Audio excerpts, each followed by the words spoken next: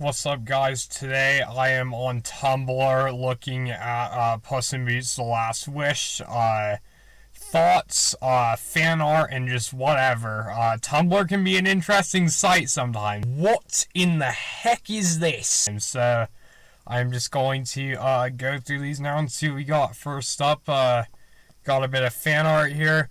I really like the drawing style on this. There's some pretty cool line work there. And here is a thought here. There is a difference between a villain and an antagonist. A villain is evil through and through. His motivations are evil and his actions are evil. And the antagonist opposes the protagonist. He causes conflict with the main character. The antagonist is the main character's chief opponent and helps the protagonist grow. The antagonist propels the story forward for the protagonist. The antagonist does not have to be evil. This is a villain, Jack Horner. This is an antagonist, the Big Bad Wolf. Alright, I agree with that, I think, because the wolf did help Puss grow as a character. Jack Horner is just a straight-up wanker. He's not even an anthropomorphic cat, he's just a kitty. Okay. That's, I suppose, yeah, I guess so. Kevin McCann sounded like he was trying to embody Jimmy Stewart when voicing the ethical bug, which I'm all here for. Yes, he is a great character in the movie, and the story artist that voiced him did do a good job with that impression there.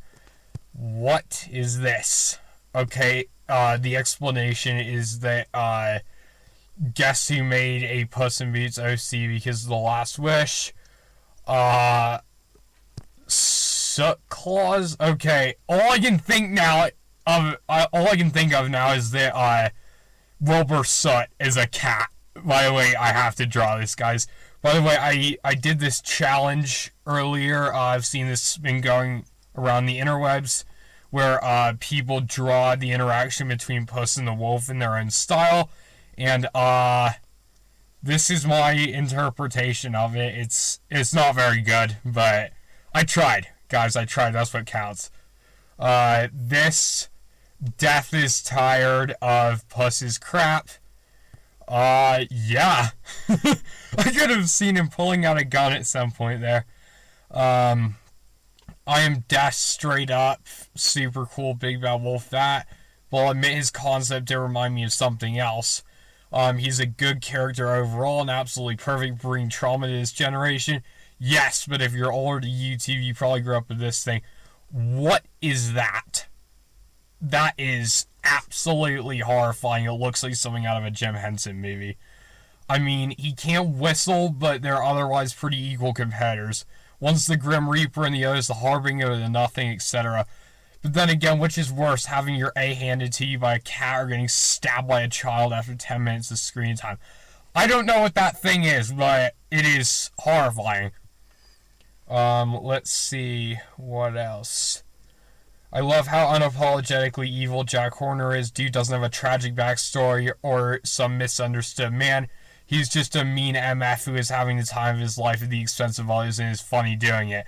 I agree. Yeah, he's just straight up evil. No motive. Well, yeah, there is a motive. He wants to have all the magic in the world, but he's just doing whatever he wants, you know, without any sad backstory. He's just a wanker.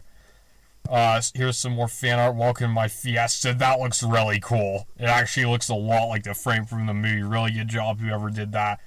Here's more fan art. That looks really cool. It reminds me of almost an animatic, like an anime. Good job. Let's see what else is there. If I had a nickel for every time an animated movie introduces me to an impressive and terrifying representation of death, I'd have 2 nickels, which isn't a lot, but it's weird that it happened twice. Yep, I just watched Guillermo del Toro's Pinocchio. It took a lot from The Last Wish, actually. They're competing in awards season.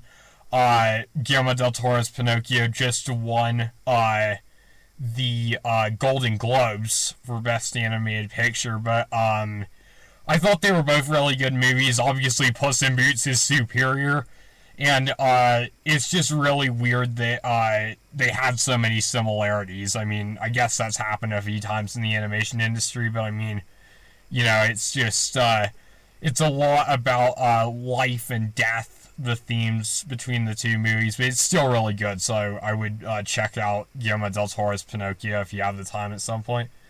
Let's see. Puss, don't talk to me like you know anything about me, Lobo. I watched you die 8 times, one time eating shellfish, and you knew you were allergic. Okay, fair enough. Yeah.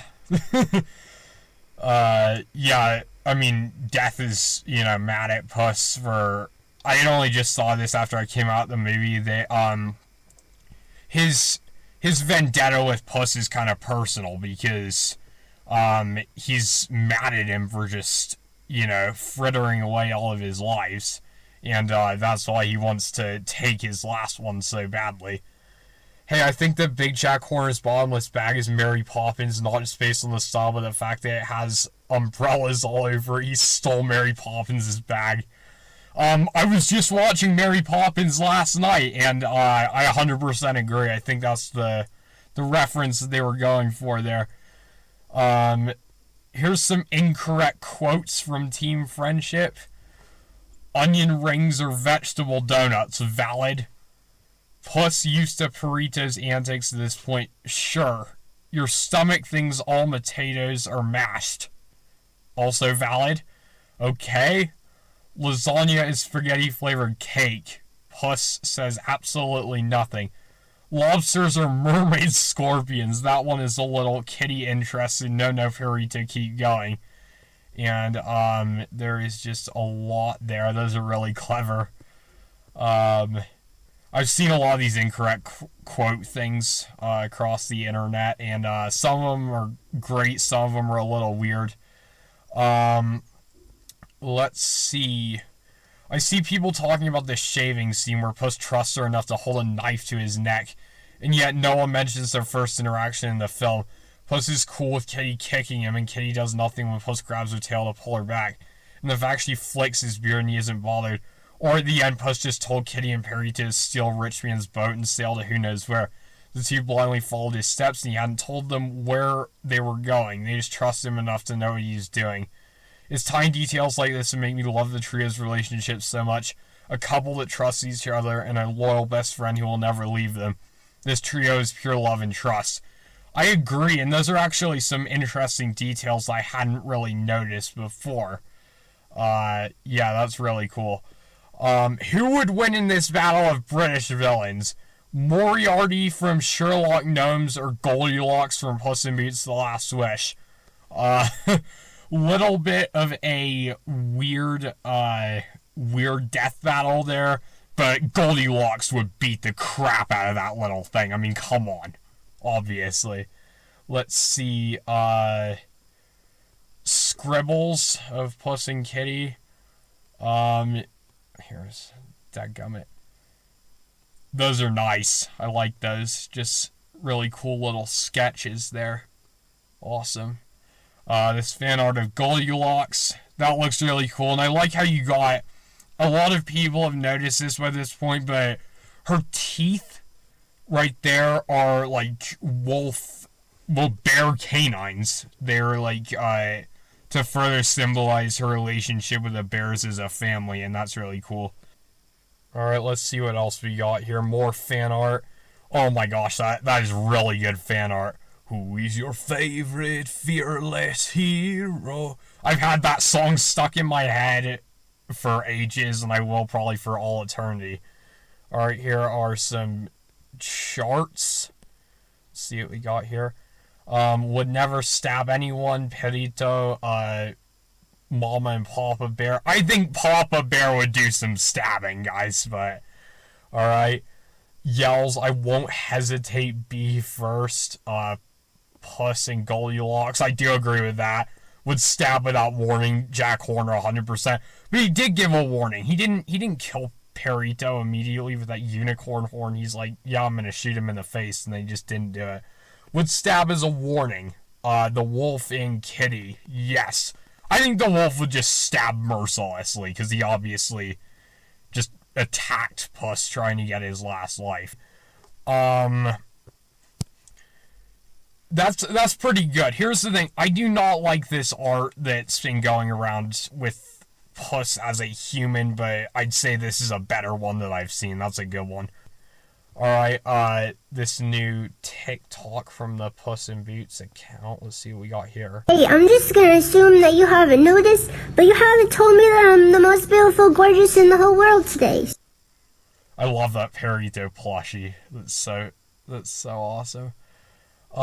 Let's see. What else do we have? Honestly, Mama Luna is gold. She's rich and gets to stay in her lovely villa on a hill, avoiding humans, taking care of cats, surrounded by cats.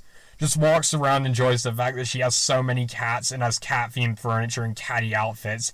She's literally everything I aspire to be. Yeah, I 100% agree. Pick it up. Oh, yes, I love that scene, and I have some great fan art, especially with... There's some really cool details on this, and you can see, you know, just these little texture aspects and bits of the drawing. That's really cool. Let's see. This is my Puss in Boots OC, Eliza Muffet Horner.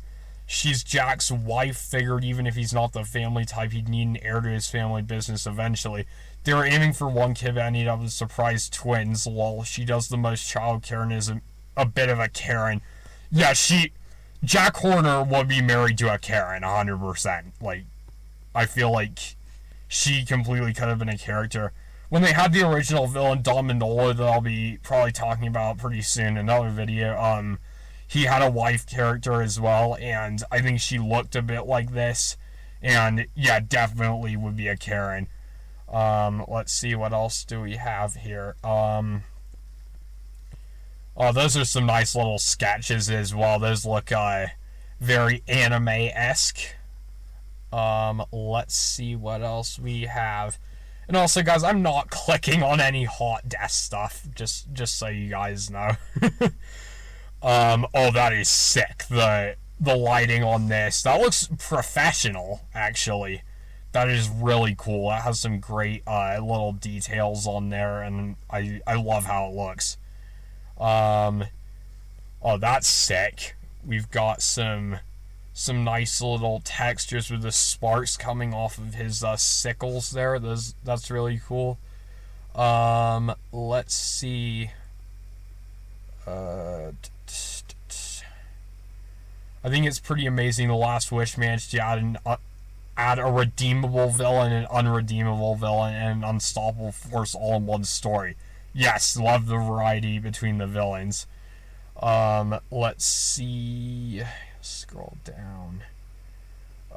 Such a poser. Yes, 100%. I didn't even notice that she does the hero pose as well. That's sick. Nice little Marvel reference there.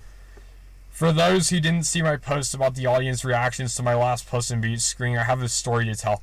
You all know the "You're Horrible" scene, right? Of course. Well, this lady who was into the film by laughing at it a lot applauded that scene.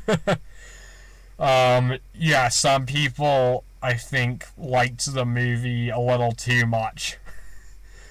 Let's see. That is some nice little fan art as well. Very nice details on the fur and even the little glints of light off the sword. If wishing star rules are the same as genie wish rules, where you're not specific enough, you'll get a bad deal, Jack's wish would have given him every magic curse simultaneously. That's a really nice little theory, and I did have that monkey's paw theory a few videos ago before I had seen the movie that, you know, there are 8 characters other than Puss, and I thought that he was going to make his wish, but then the wishing star, told him, you know, if you make this wish, then the 8 other supporting characters are going to die. And then that would convince him to not make the wish. But, yeah, I really think they could have explored that, monkey's paw, unexpected consequences of the wish direction. Let's see. Yo, he says this person drew this in 5 minutes. Better than something I can bloody draw in 5 minutes. DreamWorks villains are god tier. Run, run, little panda, and then Cory, Cory gatito. Yeah, 100%. The peacock Gary Oldman from Kung Fu Panda 2. That is absolute cinema. Holy crap. Let's see. Alright, that's an interesting take on Jack Horner. Yeah, I'm sure I think he's too evil to have a life, guys, but, that's a nice little take. Alright, that is way better than the one I did. And that is cursed. What in the absolute heck? That is absolutely demonic. Let's see. Puss in Boots, The Last Wish was peak fiction and the best movie of the year, but it needed more alien ant farm. I don't know what that means, but okay. I fear he's going to become a Tumblr sexy man. He already has. Yo, he already has. What's the matter? Life flashing before your very eyes. That is epic. Got the nice detailing on the fire behind him, and that looks really clean. Let's see what else we got. Oh, I like that. That's like a, I don't know what you call it, but those little internet avatars. That's pretty sick. Alright, guys, well, that's all I'm doing for today. Thank you so much for watching, and I will see you next time. Bye.